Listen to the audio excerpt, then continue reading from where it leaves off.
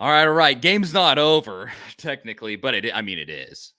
Hell, the game was over by the time the fourth quarter started. A completely impotent embarrassment by Tennessee in that second half. They just did absolutely nothing. They didn't score a single point. They didn't cross midfield. I think they only crossed midfield one time in that entire half. They might as well have just not come out and played the game. That was just completely absurd. I don't know. It's one of the worst halves of football under Heupel that they've played, which followed one of the best halves of football that this team has played, at least this season under Heupel. I don't know. We'll talk about how exactly you pull all that together. I'm Charlie Burris. That's former Vols quarterback Jonathan Crompton. He's going to give his breakdown here in just 1 second, right after I tell you about our sponsors. BetterHelp. Go to BetterHelp.com/ATOZ Sports to save 10% on your first month with BetterHelp Zen Sports, the fastest growing sportsbook in Tennessee. Use code A2ZTN to get 5% cash back on your total betting volume for your first 15 days of betting. Rattle and Snap Tennessee whiskey from Logstill Distillery. Make your own luck, just like Tennessee's fast-paced Rattle and Snap offense with Rattle and Snap Tennessee whiskey. And then we got HelloFresh on board, America's #1 meal kit. HelloFresh. All right, Cromp. I mean, what say you after that? Go for a half. Well, I'll go ahead and what did I say at halftime? What's our weakness on defense? Secondary. Y'all keep listen. Last week, everybody's secondary. I've tried to tell you the secondaries are. It's not terrible, but it sure as hell is not good. Second play of the second half, dude just runs a post bias. It wasn't anything. It wasn't a crazy play call. It wasn't a gimmick. It was literally just a deep post. Nothing else. Nothing else to it. Got ran by. Okay. What are we going to say about that one? That one's not Joe's fault.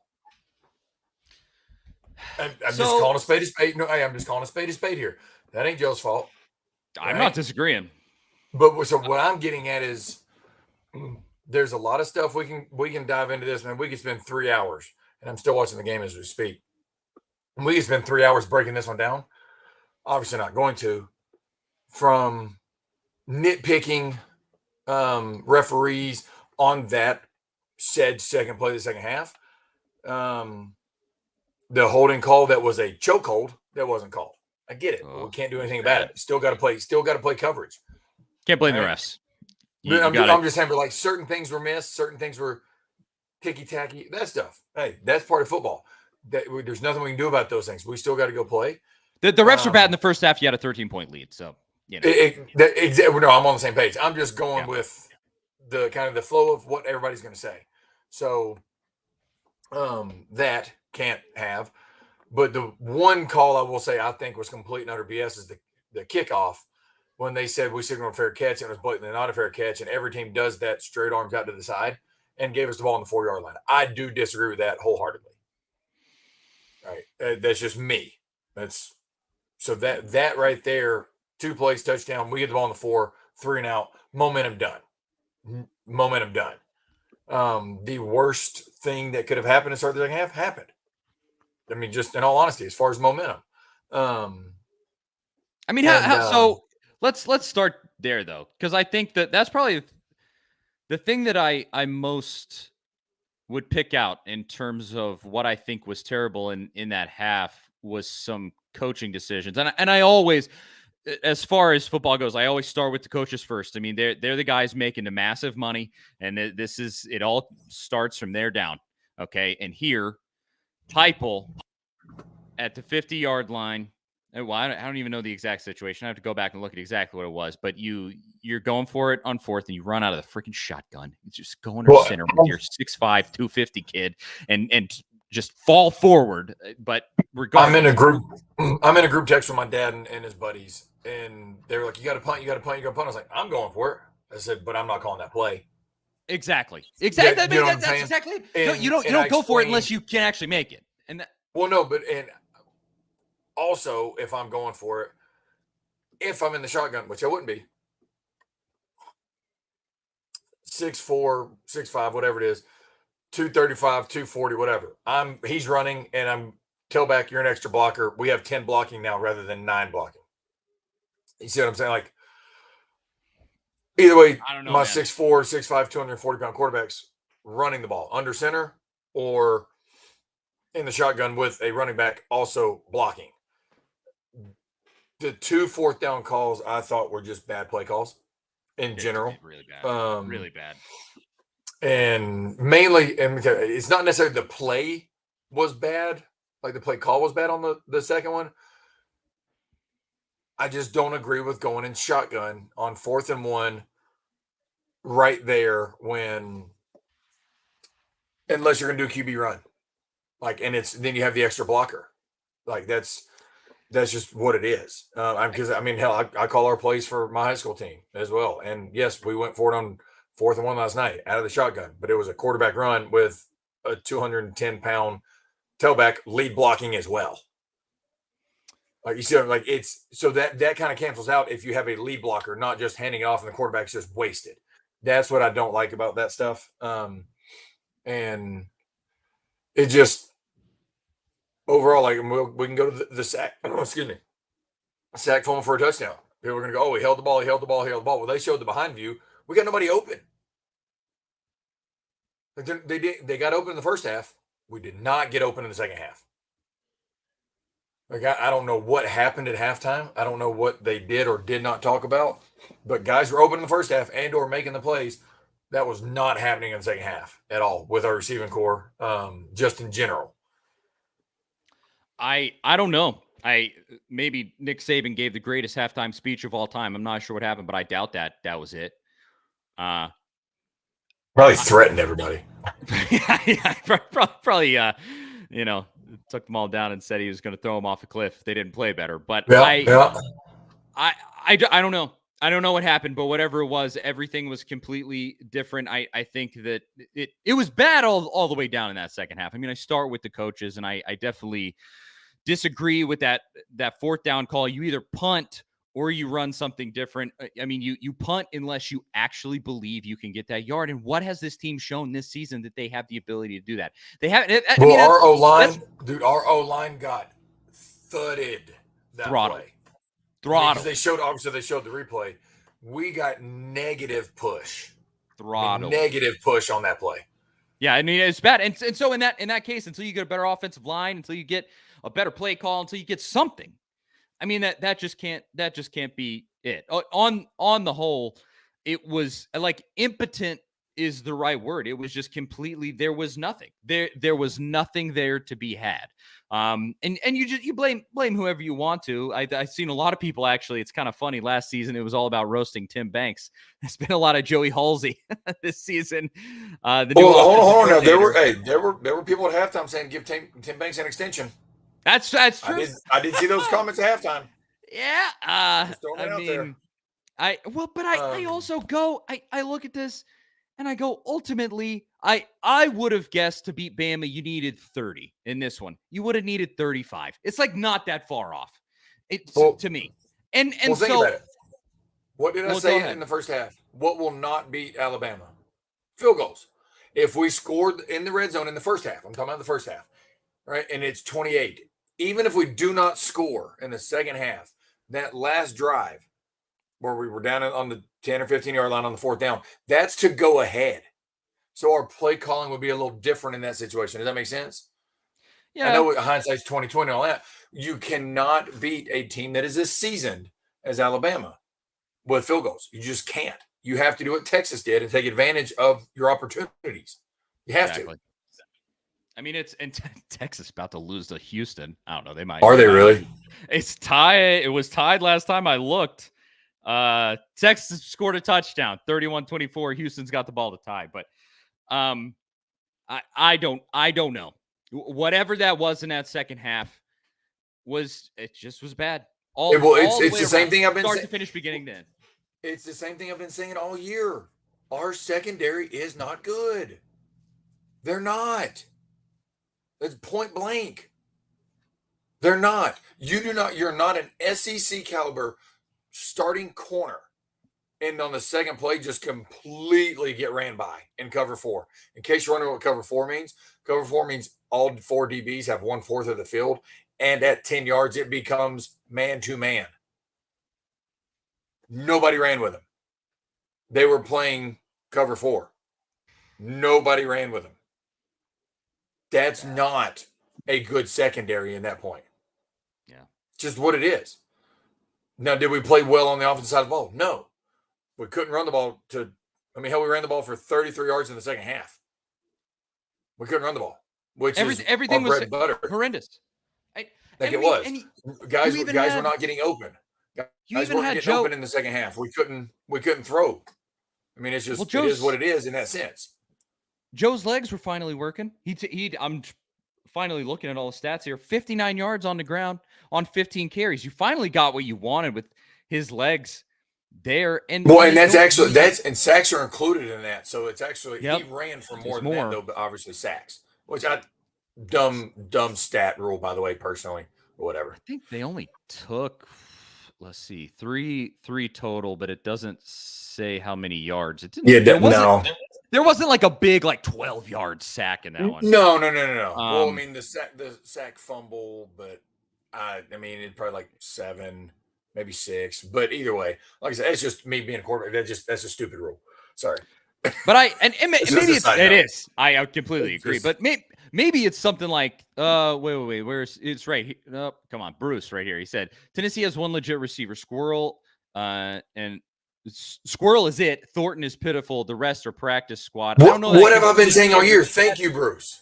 But I think that's a huge element of what's going on here, because all they had to do was just circle Squirrel in that second half. I think we got to go back and watch the film to be sure. Yeah, but he killed you in that first half. Eight receptions and a touchdown in that first half. In that second half, he had 2 receptions in the second half.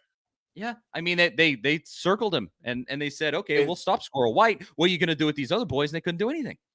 So Ashton says Joe wasn't terrible, but felt like he wasn't giving many chances in the second half. I agree. I mean, he didn't play horrible. I think first half he played really, really well. 2 throws of which he had back, obviously, like I said, at halftime. He didn't play bad, but the thing is, when in our offense, when you can't run the ball, you can't. And then when you have so many option routes, right? Option routes suck when they know you're throwing the ball. All right. Because they can just sit in every zone and almost take everything away. Like the sack fumble, we ran an out and a corner. It's a good combination, but you don't want to run it versus a cover 4 defense. Well, they ran cover 4 into it. So the linebacker gets underneath the out route. The cornerback and the safety go over the top on the corner, and you have nobody else. It was a 2-man route over there. Nothing coming across the field to him, and he's sitting there waiting for one of them to move, and we get a sack fumble. Stuff like that's what irks me. It's not one player is what I'm trying to say. It's a combination of everything just looked bad. It was a team effort. Supposed to be like this dude coming in, and I don't know where that's been.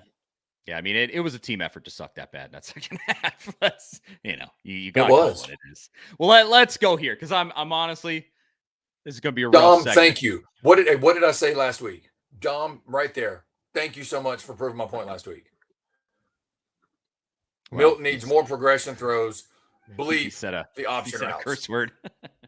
But that's what I say last week.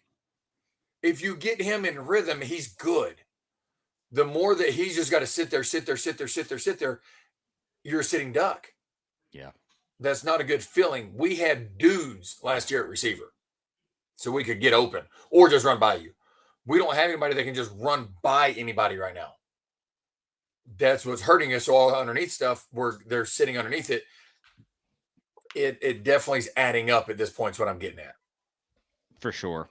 Well, let's get the first paid segment here. This is going to be an interesting one. Alabama 34, Tennessee 20. I think that was the final score. Yeah. Alabama didn't score again. We started before the game was actually over. One word for how you're feeling. Everybody in the comments, got 300 people watching right now. Drop into the comments and tell us the one word for how you're feeling. After you had a 13-point lead at the half, a bigger lead at the half than you had last season, if I'm thinking correctly. And I think you're right. I think it was like 7 points last year, honestly. I think it was 8. I think it was 28-20 at the half last year. Something 28-21 maybe. I don't know. Yeah, somewhere in that range. and you lose by 14, you don't score a point. In the second half, you don't get across midfield except for one time. Complete embarrassment. One word for how you're feeling. Drop it in the comments. Crompton and I are going to give both ours right after I tell you about a sponsor that I probably need to use after this game. BetterHelp. Well, it was one of two. Yeah, that's true. BetterHelp or the Rattle and Snap whiskey, which I've already been using. If you're a Tennessee fan like me, you know how many years the Big Orange have shaved off of your life with the emotional roller coaster of college sports. Or maybe the roller coaster of life is just messing with your happiness and preventing you from achieving your goals regardless. If you have a clinical mental health issue like depression or anxiety, or if you're just a human being going through a hard time, therapy can give you tools to approach your life in a different way. And that's where BetterHelp comes into play. BetterHelp's mission is to make therapy more affordable, more accessible. And it's an important mission because finding a therapist can be hard, especially when you're limited to just the options in your area. BetterHelp's platform makes finding a therapist easier because it's online and remote. BetterHelp can match you with a professional therapist in as little as a few days. Plus, with our link, betterhelp.com/ATOZ sports, you get 10% off your first month. See a therapist because maintaining your mental health is just as important as maintaining your physical health. So this football season, visit betterhelp.com/ATOZ sports. Save 10% on your first month with BetterHelp. Oh boy. One word for how you are feeling at 34-20 Vols. I'm going to get the feeling that I'm probably not going to be able to read all of these on this usually family-friendly show. I got this is a lot of people in here. Dustin says frustrated. Pat says pissed. Disgusted says TJ Stewart, I believe. Typical says Jeremy. I feel a little bit of that. It felt like an old Alabama-Tennessee game there. Chris says disappointed. Piss says Brad. Choke says Big Ten Jeff. Yeah, boy. Joseph, I'll say that he says disappeared. Baffled says Billy Bob. Triple X says adjustments. What's your one word, Crump? I'm kind of cheating on this one because it's I can hyphenate maybe. Does that count? It's not really hyphenated, but I'm gonna act like it's hyphenated. It's not though. Transfer portal. Yeah. But we need it. We do. We need it. We need to make sure we hit the portal. We need to go find a freaking receiver like Florida State did. Right? We do. We need to find some transfer portal offensive linemen that can help when these guys leave. And we sure as hell need to find some transfer portal DBs. So my one word is a hyphenated transfer portal. I'm with you there. I am. Dom says disappointed. Chris says pissed. What's that? The third or fourth pissed we've had so far. Will says infuriating. Flummoxed, says Terry. It's a great word. Evan says officiating. Clayton says implosion. Reet says cheated. Another pissed from Steven. Chris says why? 100%. William says typical. Typical says Robbie. I'm trying to think of exactly what the word is. I would say this is hyphenated, I think. Two-faced, maybe. What is this? It definitely has a more legitimate chance than mine to be hyphenated. I'll say that. I think it is. I think it is. So I'd have to check the old dictionary, but no, we're good. Listen, I hyphenated mine. You're good. What is this team? 13-point lead, a 2-touchdown lead against the Alabama Crimson Tide in Tuscaloosa at the half. Once again, Alabama, and it's not. Let me tell you, it's not really like it's not because it's Alabama. Because y'all got to remember, when I'm growing up, Alabama was like today's Miami. Yeah, they stunk. Okay, but what I'm getting, it's the Nick Saban Alabama teams. Keyword Nick Saban Alabama. Like I said, they're hardened. They're battle tested. You know, same thing when he was at LSU. Right? It's just what it is. You cannot kick field goals and expect to beat them unless they just play absolute boo-boo like they did against South Florida. Exactly. But that's just what it is. You have to take advantage of opportunities. Hence Texas when they played Alabama. You've got to get wide receivers open on deep balls randomly. Hence what they did to us second play of the second half. This That's this and is a I've been critical of our offensive system since he got there. I've said it's fun to watch as a fan. It is. It is like honestly fun to watch when it's in sync. When you have dudes at wide receiver. it Keyword has to line dudes up at wide and receiver work. that can run Yeah. by Jalen Hyatt, run by somebody. If their feet sit, go. If they stutter at all, go. We don't have that guy. So last year, I said the same stuff last year. If you go back and watch about our system, we have too many option routes. We can just run by you right now. That's just what it is. We don't have our system is vanilla. Well, You've got to have a track star. You do. It's just tough right now to go back to my two-faced word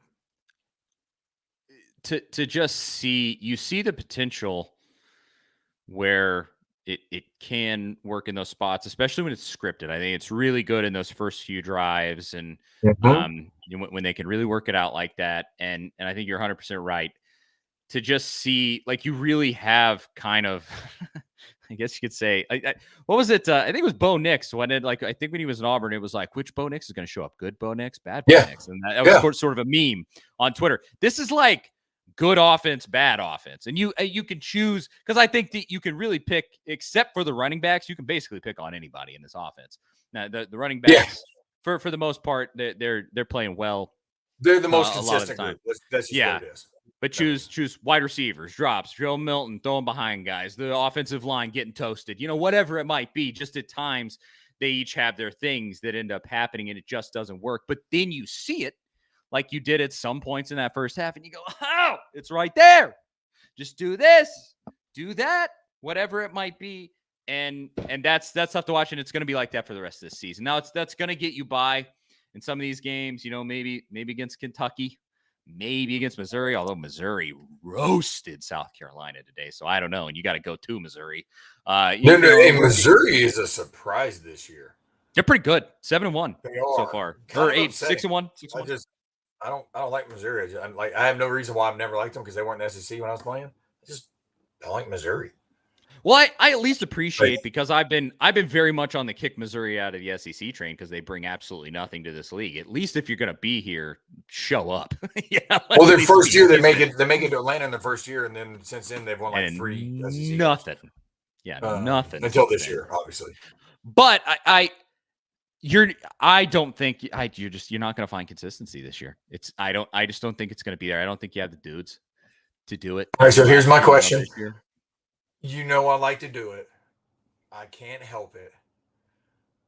This next question for me is going to be fun because why not? Okay. Hold on. Wait. I gotta do this. This question is going to be fun. Let's drop in a sponsor before you read it. So this question's gonna be really fun for Crompton. I don't know what it is.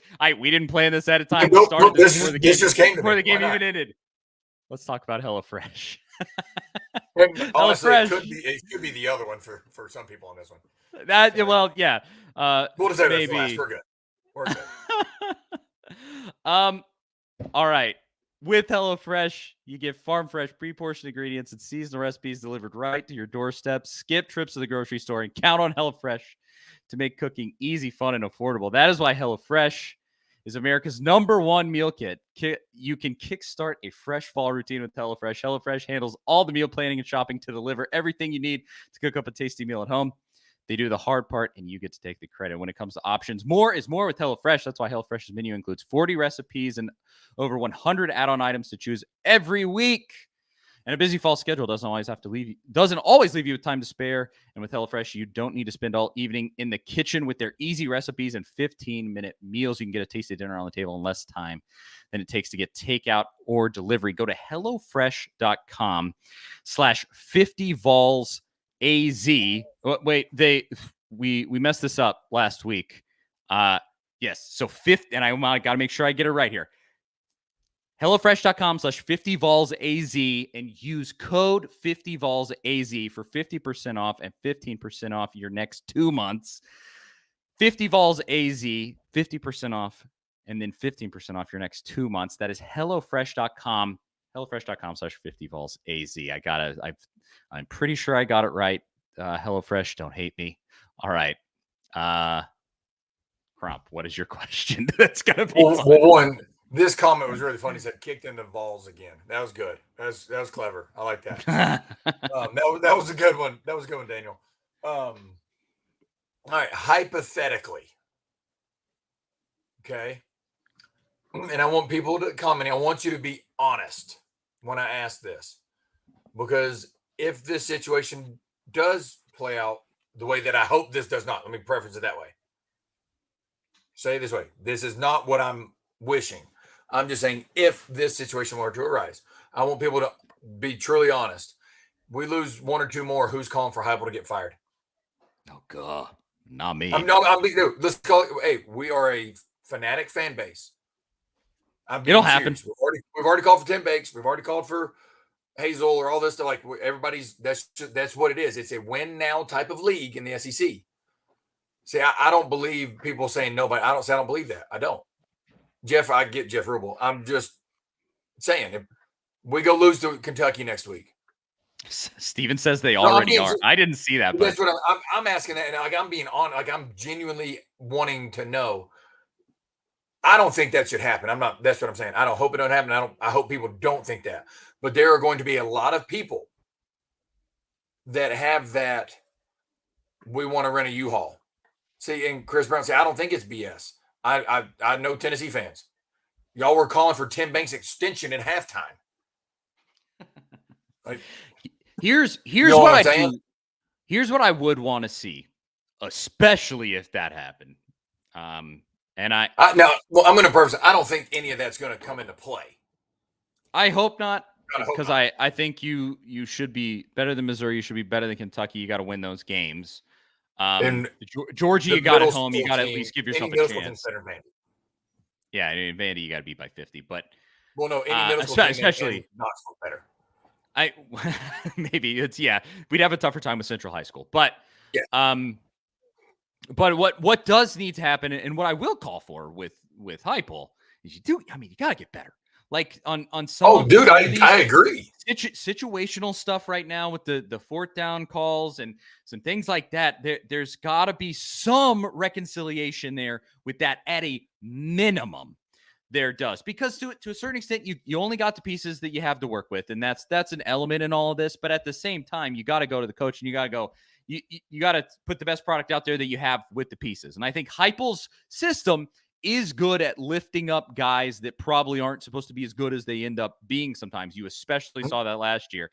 I mean, the talent that Alabama had compared to Tennessee last year was off the charts, and Tennessee won. It happens.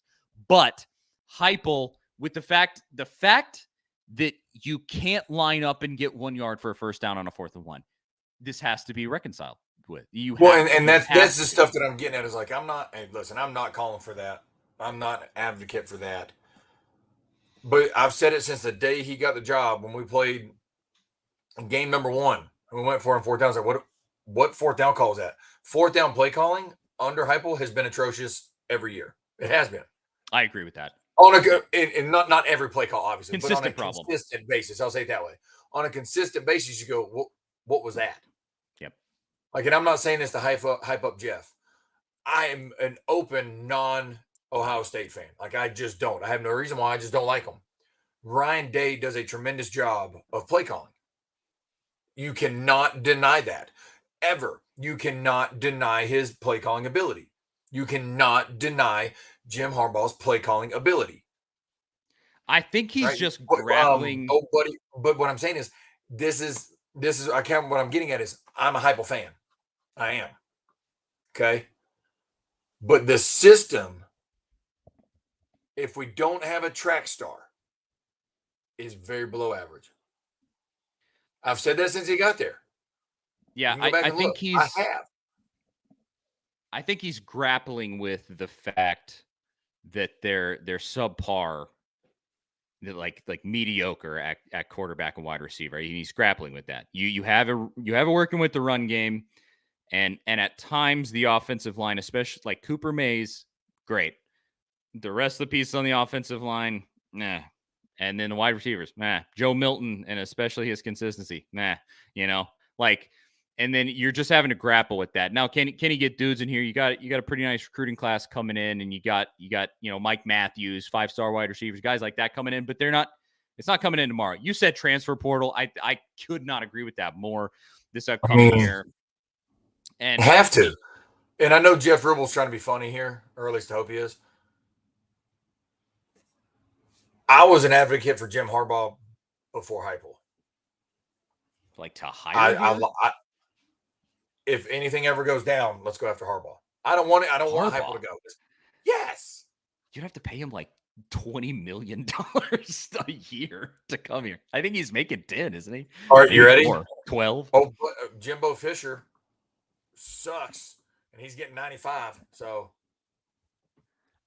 I don't know. I mean, it is what it is. We're paying $9 a year right now. That's true. You gave him a big fat pay raise after that year. Right. And once again, I'm not advocating for that. I'm just saying the nature of college sports is a douche. You know what I'm saying? I mean, it's just what it is. It is. I went PG here because it is. It's the what can you do for me now mentality business. Well, guess what? The product that we're getting at the moment is not what we had last year. Look at 2019 LSU. How much longer after that did he make it? That's true. I mean, I hope it doesn't turn out like that, but I'm the last person that wants that. Yeah. Look at history with teams and non-production when other teams in your division that should not be as productive as you are outproducing you. Well, I mean, Missouri. You got to play into your point of like this offense isn't as great unless you have that speedster on the outside. Well, find that speedster. Go and get that. That's where I go. I go because in a general sense, yeah. I mean, you don't really have a choice at this point. I mean, like I said, until you can get those dudes in the door at all positions, you're where you're at. But it's tough. We have a bunch of super chats here. I saw one. Or go ahead. They're all loaded up here. Let's see. Kenneth says, "Hey coach, do you have a QB sneak in your playbook? F and get one." So stupid in shotgun 4th and inches. We already talked about that. I mean, yep. Yeah. Harold just leaves $2. Thank you, Harold. Timothy says we need to go under center all the time. You were losing a 4th and 1 in shotgun. It's just all everybody paid to just say go for it from under center. Here's the thing. I'm not mad at the going for it when we did. The play call was atrocious. It was. Yeah. This is you said vanilla like that. Yeah, that hits it on the head to me, dude. If we're you got it football. You know what football coaching? You know what the definition is in my mind? I don't know. You got to be predictably unpredictable. We're not unpredictable now. Like you can have a style and play to a style, but we are not unpredictable. Yeah, not at all. We are predictable as predictable can be. But that's what to me was so great last year when the offense hasn't changed. The play calling hasn't changed. It hasn't changed, but I look at this like short yardage. Like they were running. They did this against Alabama last year. They ran a under center fullback run, and the fullback was a tight end. They used and he graduated. And you go, well, what can we do? Well, just throwing my mic around. Can we do some of that? Throwing things. Yeah, I mean that's how it makes me feel. I want to throw this mic across the room. I mean, what are we doing? No, I'm agreeing with you. I'm just saying, but the guy that we did it with graduated. Yeah. Yep, we bring in a guy that is just okay. And Castles, I mean, he's just okay. He's not a game changer. He's not like an SEC tight end. He was a void filler. Well, you don't win the SEC East or compete for championships with void fillers. Yeah. You win with game changers. See what I'm saying? The system hasn't changed. The route combinations haven't changed. Jalen Hyatt just knew at a certain point when the DB set his feet, he was gone. He ran a 4.3. Run with him. That's the stuff that looks different, but it's not different because our system is vanilla. I've said it since day one. But vanilla can be very fun when it's going. You know what I'm saying? When it's clicking. Yeah. But we're not clicking. We're not. It's just, it's off. And I mean, I don't know what more what more evidence you need there. And well, let's finish with this. Let's go to the stat of the game. Brought to you by the amazing folks at Rattle and Snap Whiskey. This will be a fun one. Who got me through that second half. Thank you to Rattle and Snap. And then you can collect up your stat of the game while I tell everybody about Rattle and Snap. Nothing goes better with a Tennessee sports victory if we can get one maybe next week against Kentucky than a great whiskey. And I'm talking about Rattle and Snap Tennessee Select Straight Whiskey Log Still Distillery has a Tennessee whiskey product line called Rattle and Snap, named after a long-forgotten game of chance. Rattle and Snap is a whiskey for those who make their own luck. It's a 4-year and an 8-year version. They're both awesome. They go great in cocktails, great neat in a glass. You can find Rattle and Snap in stores across the state of Tennessee and also in Kentucky, Indiana, and Mississippi.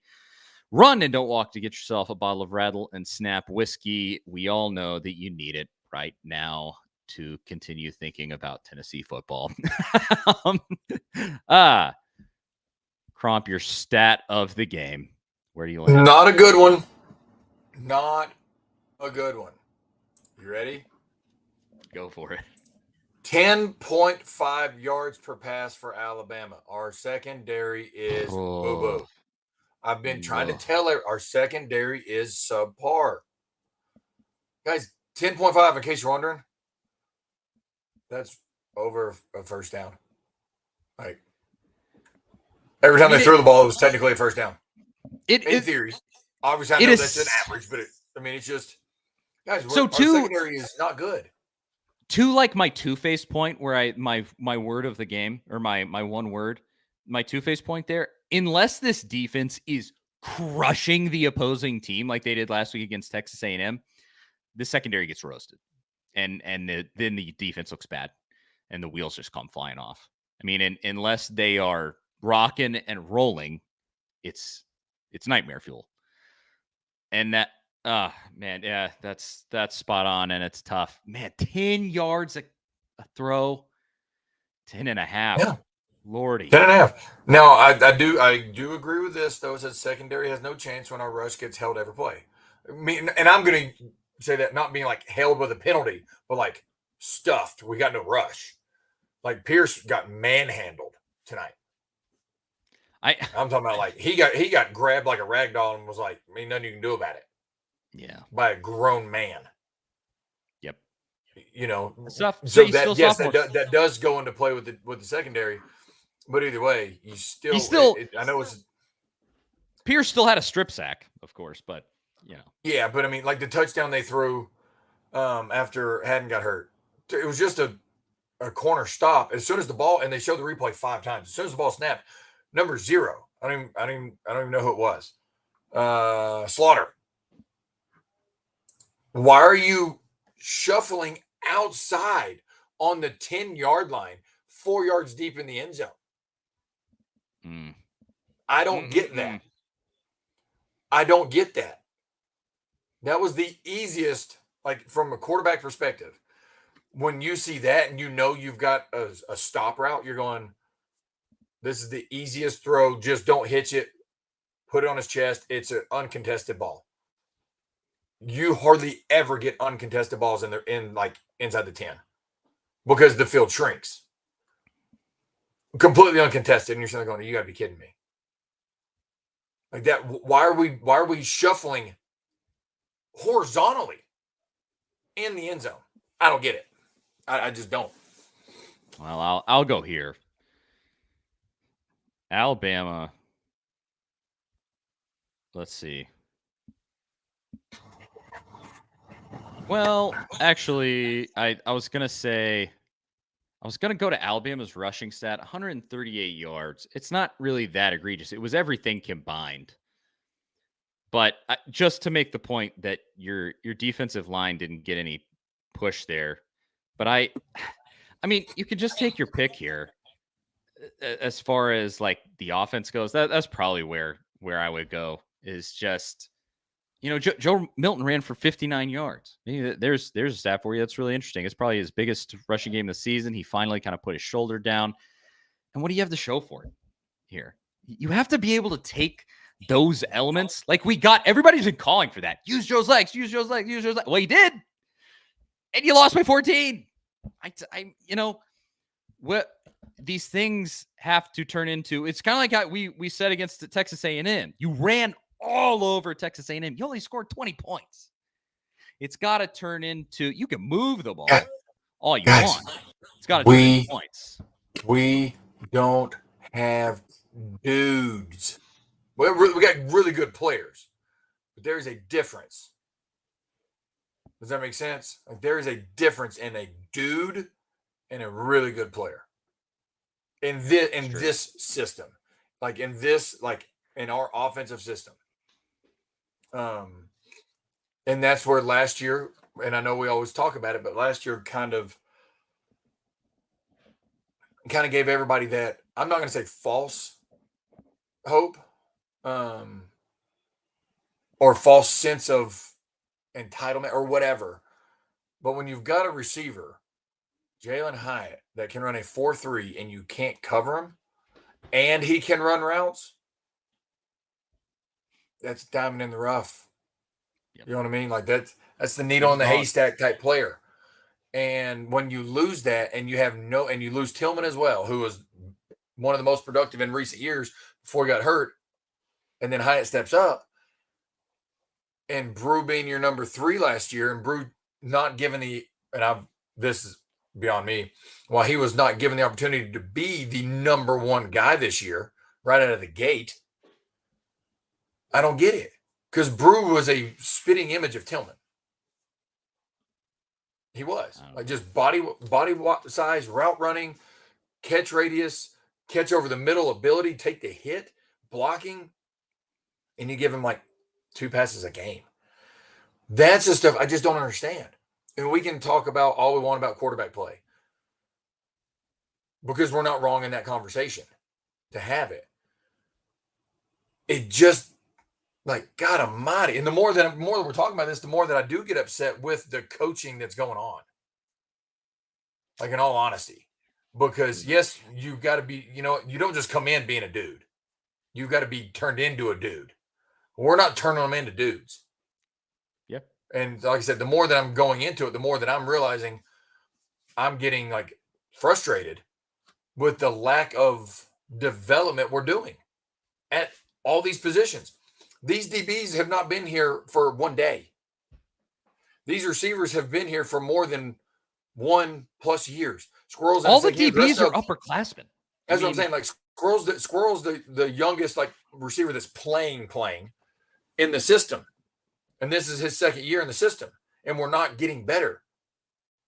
All of our O-line have been there, and we're not getting the push. Now, hey, having Coop back is a big thing because he gets everybody lined up.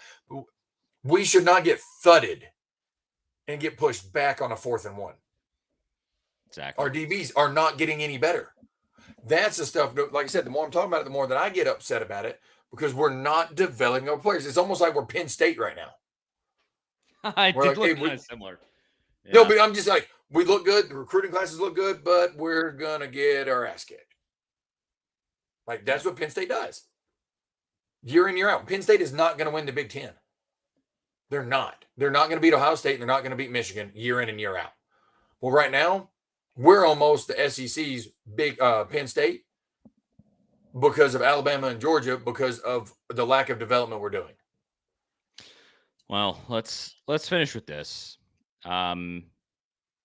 Here's a tough truth. Kentucky is next week. You got to go to Lexington. Yeah. And that game is your wheels come flying off game. If you blow it. Yeah. I'm telling you guys, if we blow it, that's my hypothetical question will come into play, and I don't want it to. I saw somebody say, I saw somebody say in the comments that you're just like stirring the pot or whatever. That's 100% going to come up if you. Well, yeah, I just wanted to have a little fun conversation. Yeah, God forbid they lose that guy. Yeah, I mean, if they lose by like multiple touchdowns or something next week, doesn't matter. You better believe people are going to be. We lose to Kentucky. We lose to Kentucky, regardless. And like I said, I was asking that question just to get people riled up, just to do it because it's fun. I actually enjoy doing that. But the more that we're seeing the comments, the more we're talking about it. There's a legit chance his name's on the hot seat. Jimbo Fisher's getting paid $95 million, and he's on the hot seat. They're willing to eat that buyout. Oh, and they're gonna. Let that sink in. Believe they're gonna. But okay, so if another SEC team's willing to eat $95 million, come on now. Well, LSU, not even 4 years after the Natty, 820. I'll throw it to you. So, do the wheels come flying off next week? Are they beating? No, I don't think so. No. All that build up just to be like, no, we're gonna. Yeah, 100%. It's fun. I can't help it. But no, I don't think so. I think we take care of business like we're supposed to. I mean, you had to what I've been saying kind of this whole show, like you see what's in there, to the ability that's there for this football team to win games. You beat Texas A&M last week. I mean, you see what's in there for this team. Yes. You just go put it out there in a consistent way and win that game. Don't make stupid calls on fourth down, please. Maybe let's humble ourselves, do something different there. Watch this. Somebody said, is Danny White willing to do that? It ain't Danny White's choice. Yeah, at a certain point. But that's again, it's the people paying Danny White and the people that's paying Danny White that's going to make that call. Yeah. I mean, nothing. Danny is just the one that has the press conference when it comes to that. Exactly. So I don't think it'll happen. It's not what I'm getting at. So I don't want everybody going out here saying, "Oh, Crompton thinks Hypo's getting fired. Crompton wants Hypo fired." That's not what I want or think. It's just a conversation that if, God forbid, we lose to Kentucky, and sure as hell, and I'm writing this 100% fact that'll happen if we lose to Kentucky and Missouri. People, or the conversation, not that it'll happen. You know what I mean? It's gonna be tough combo. Because I mean, it'll be a long off season. Yeah, because of the way you've lost the games you've lost. You know, you're 5-2. It's not the end of the world, but it's the way that these losses have gone, the way that this team looks versus expectations, things like that. Yeah, because we go from last year's just overall, you know what I mean? I'm just gonna pull up the schedule real quick, but worst case scenario. Lose to Kentucky, lose to Missouri, lose to Georgia. 3, so 5. We go 7-5. Yeah, that's not gonna. We go 7-5 from 11-2. You darn right, people are gonna have that conversation. Yeah, it's not gonna fly. And that's not. And like I said, I don't want it to happen. That's not what I'm getting at. I don't think they will get rid of him. But if God forbid we go 7-5, he'll have one more year to get it done, or he's gone. That's just the nature of college football. Yeah, I agree with that. That's college football today. Is that. You know, but I don't think we lose to Kentucky. I don't think we lose to Missouri. And to me, Georgia is a coin toss. It depends on if we show up for a full 4 quarters. And if Brock Bowers plays. Also true. If he doesn't play, even more of a valid chance. If he does play, we got nobody that can cover that dude. Yep. Nobody. He is the best non-quarterback besides Marvin Harrison Jr. in the country. Well, anything else for the folks at home before we bounce? I'm about tired of talking about this at this point. I just enjoy hypothetical situations to rise people up. You don't look at you like, stop it.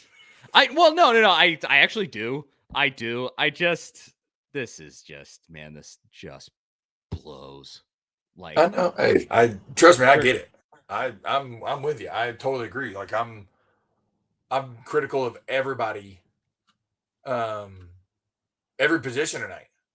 Running backs played their. I mean, not that anybody didn't play the guts out, but running backs always give us what we need. That is the one consistent position group we have. Shout out to Jerry Mack.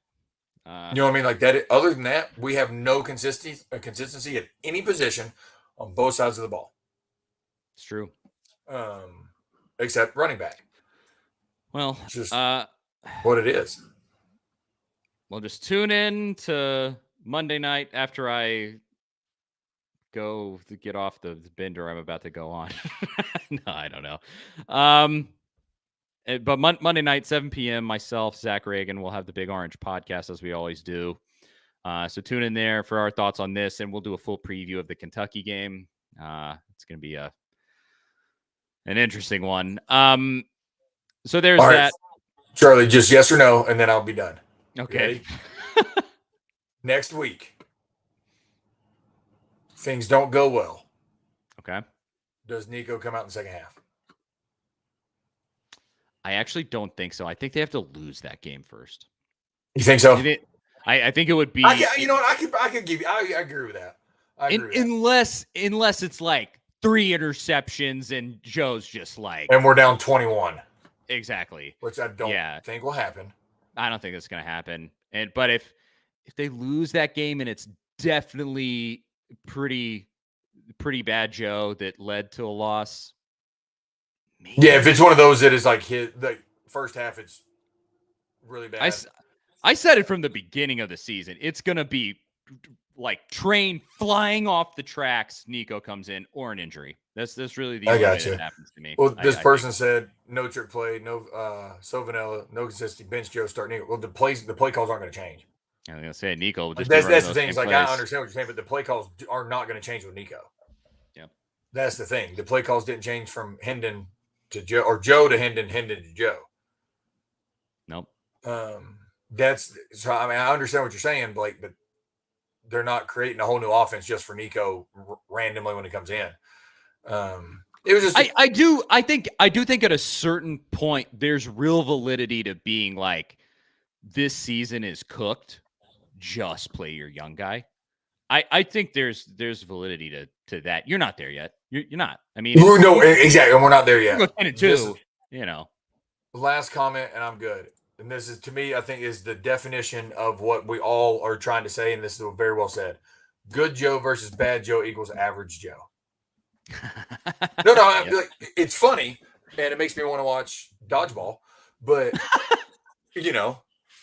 and I may watch dodgeball tonight because of that now. But I think that is a true statement for the simple fact of there's times you go, oh my God, you could be a top 10 pick just because your freakish athletic ability overall make every throw, and then you go, you can't play high school football. Yeah. What are you doing? But there's a lot that goes into that. There is. Well, he eyeballs his first read because they run option routes. He has to see where they're going. That was Richie asking me a question. It's not he can't read a defense. It's not, and that's why I keep trying to go with this stuff. It's not our quarterbacks are not taught to read defenses. It's literally, if you see when we do a play fake, like if my hands are up here and I'm play faking that way, my head goes here. All he's looking at is if the safety goes that way, here's your option route. The safety goes that way, there's your option route. That's it. Yeah. Nothing else. And that I do have an issue with that. I've been vocal about that. I have an issue with that from a quarterback perspective. I don't like it. I've never liked it. But that's just me. Doesn't mean it doesn't work. I think right now it's not working. But yeah, I'd say look at that second half. I think that's pretty good. I mean, but you know what I'm saying. I mean, so it's not that he can't read a defense. It's honestly, and I'm not blaming a position. I'm calling it like it is, in the simple fact of that's the receivers not getting separation on their option route, on whatever route they end up breaking it off on, a post, a dig, an out, a comeback, a corner, whatever. Well, when you make that decision, now you got to go. Yeah. You got to run. You got to be willing to go make that play. And I don't think it's the willingness to not make it, but they're just not making it. Hey, by the way, don't feel so bad. Michigan State, 4th down shotgun, didn't get it. 4th and 2. Just throwing it out there. Oh, what a surprise. Are we Michigan State now? Who could have foreseen that? Okay, well, yeah. I'm just on a rant for no reason. Charlie Burris. Former Vols quarterback Jonathan Crompton laying down the knowledge on Tennessee's. I have continued to say it since we started doing this show together, that you will not find better analysis of this offense than right here with Jonathan Crompton. And think you laid down the law tonight as far as that goes. All right. Yep. Again, Charlie Burris, Jonathan Crompton. Thanks for watching. That's it. Thank you, everybody. Yeah, we really appreciate it. We couldn't thank you enough. Monday at 7 p.m. with me and Zach Reagan at the Big Orange Podcast right here on the same YouTube channel. And I think that's it. We will talk to y'all next week.